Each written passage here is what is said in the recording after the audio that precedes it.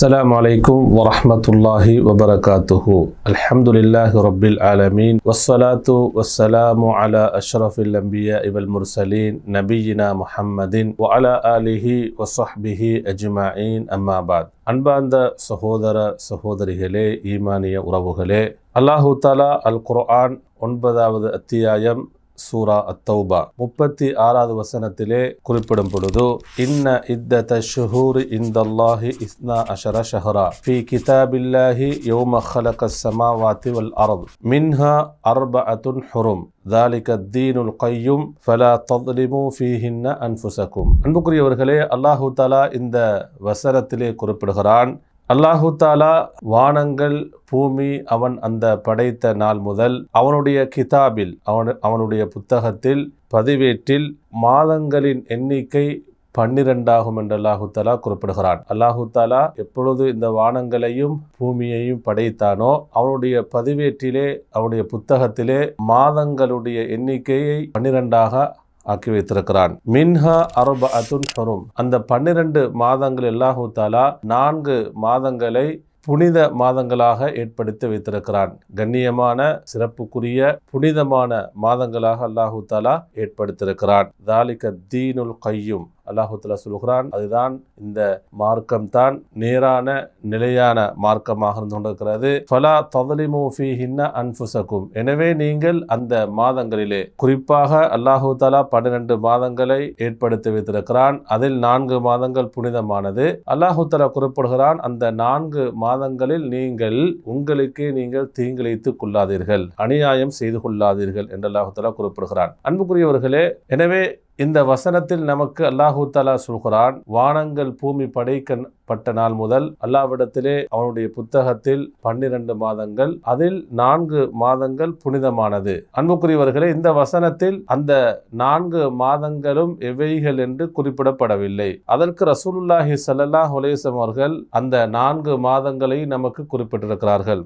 ஸஹீஹுல் புகாரில் வரக்கூடிய செய்தி, அபூ பக்ரா ரலியல்லாஹு அன்ஹு அவர்கள் அறிவிக்கிறார்கள், ரசூலுல்லாஹி ஸல்லல்லாஹு அலைஹி வஸல்லம் அவர்கள் அவருடைய ஹஜ்ஜத்துல் வதா, இறுதி ஹஜ்ஜிலே மக்களுக்கு ஹுதுபா உரை நிகழ்த்தும் பொழுது சொன்னார்கள், அஸ்ஸமானு கதிஸ்ததார கஹைஹதி யௌம ஹலகஸ் ஸமாவாதி வல் அர்த். காலம் என்பது வானங்கள் பூமி படைக்கப்பட்ட அந்த நாளில் எப்படி இருந்ததோ அந்த பழைய நிலைக்கு காலம் திரும்பிவிட்டது என்று சொல்கிறார்கள். அன்புக்குரியவர்களே, இப்படி சொல்லிவிட்டு நபி அவர்கள் சொல்கிறார்கள், அஸ்ஸனது இஸ்னா அஷர ஷஹரா, வருடம் என்பது 12 மாதங்களாகும். மின்ஹா அர்பஅத்துன் ஹுரும், அதில் 4 மாதங்கள் புனிதமானவைகள். ஸலாஸத்துன் முத்தவாலியாத், அந்த புனிதமான மாதங்களிலும் 3 மாதங்கள் தொடராக வரக்கூடியவைகள். துல் கஅதா வ துல் ஹிஜ்ஜா வல் முஹர்ரம், அதாவது வருடத்துடைய 11வது மாதம் துல் கஅதா, 12வது மாதம் துல் ஹிஜ்ஜா, அதே போன்று அடுத்து வரக்கூடிய தொடர்ச்சியாக வரக்கூடிய மாதம் வருடத்துடைய முதல் மாதம் முஹர்ரம். அப்ப இந்த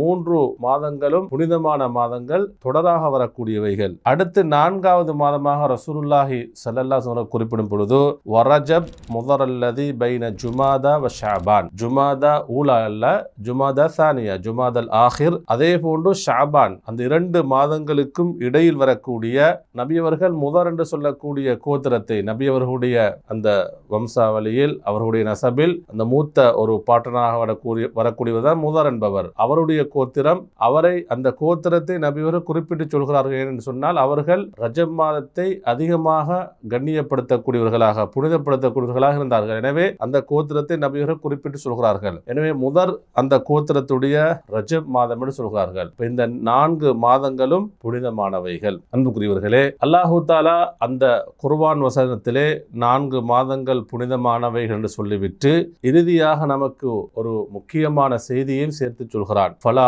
தظلموا فيهن أنفسكم, இதை நாங்கள் நன்றாக கவனிக்க வேண்டும். அந்த 4 மாதங்களில் உங்களுக்கு நீங்கள் தீங்கிழைத்துக் கொள்ளாதீர்கள். அன்புக்குரியவர்களே, வெறும் தீங்கிழைத்துக் கொள்வதென்பது 2 வகையாக நமக்கு பார்க்கலாம். ஒன்று, நமக்கு நாமே தீங்கிழைத்துக் கொள்வது, அதன் மூலமாக நாம் நமக்கே அநியாயம் செய்து கொள்வது. எப்படி என்று சொன்னால், அதில் நாம் பாவங்கள் செய்வதன் மூலமாக, அல்லாஹ்வுக்கு மாறு செய்வதன் மூலமாக, அல்லாஹ் எதையெல்லாம் எந்த விடயங்கள்லாம் தடுத்து வைத்திருக்கிறானோ, ஹராமாக்கி வைத்திருக்கிறானோ, விலக்கி இருக்கிறானோ அவைகளை செய்வதன் மூலமாகவும் நாம் நமக்கு தீங்கிழைத்துக் கொள்கிறோம். இரண்டாவது, அடுத்து அல்லாஹு தாலா அவனை வழிபடுவதை விட்டும் நாம் விடுவதன் மூலமாக, அல்லாஹ் நமக்கு எதையெல்லாம் கட்டளை இட்டிருக்கிறானோ, தொழுகை என்பது கட்டளை, ஜகாத் என்பது கட்டளை, அதே போன்று பெற்றோர்களை அவர்களுக்கு உபகாரம் செய்ய வேண்டும், குடும்பங்களை சேர்ந்து நடக்க வேண்டும், பிற முஸ்லிம்களுடைய உரிமைகளை பாதுகாக்க வேண்டும், இப்படி பல ஏவல்கள் கட்டளைகள் இருக்கிறது. இவைகளை நாம் விடுவதன் மூலமாகவும் நாம் நமக்கு தீங்கிழைத்துக் கொள்கிறோம். இது முதல் வகை.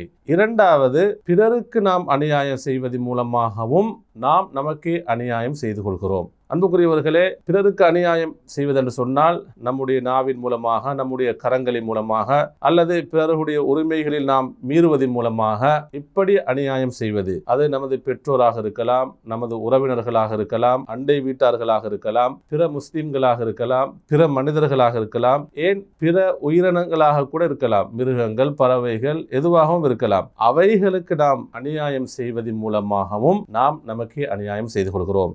அன்புக்குரியவர்களே, இந்த 4 மாதங்களில் நாம் மிக மிக கவனமாக இருக்க வேண்டும். எல்லா காலங்களிலும் நாம் அல்லாஹ்வுக்கு முழுமையாக கட்டுப்பட வேண்டும். அல்லாஹ் எதையெல்லாம் தடுத்திருக்கிறானோ அதை நாம் தவிர்த்து வாழ வேண்டும். குறிப்பாக அல்லாஹு தாலா இந்த 4 மாதங்களை சொல்லிவிட்டு இதில் ஃபலா தظلموا فيهن أنفسكم என்று சொல்கிறான் என்று சொன்னால், அல்லாஹு தாலா கண்ணியப்படுத்திய புனிதப்படுத்திய மாதங்களில், அதே போன்று இடங்களில் மக்காவை நமக்கு சொல்லலாம், அதில் நாம் பாவங்கள் செய்தால் அது பல மடங்காக நமக்கு அல்லாஹ்வுடைய பாவங்களை, அதாவது அல்லாஹ் தஆலா பாவங்களை பதிந்து விடுவான். அது பல மடங்குகளாக ஆகிவிடும். நன்மை அந்த காலங்கள் நன்மைகள் செய்தாலும் அல்லாஹ்வுடைய நாட்டப்படி அருளினால் பல மடங்குகளாக நன்மைகளாக பதியப்படும். பாவங்கள் நாம் செய்தோம் என்று சொன்னால், அநியாயங்கள் செய்தோம் என்று சொன்னால் அதுவும் பல மடங்குகளாக பதியப்படும் என்பதை நாம் உணர்ந்து கொள்ள வேண்டும், புரிந்து கொள்ள வேண்டும்.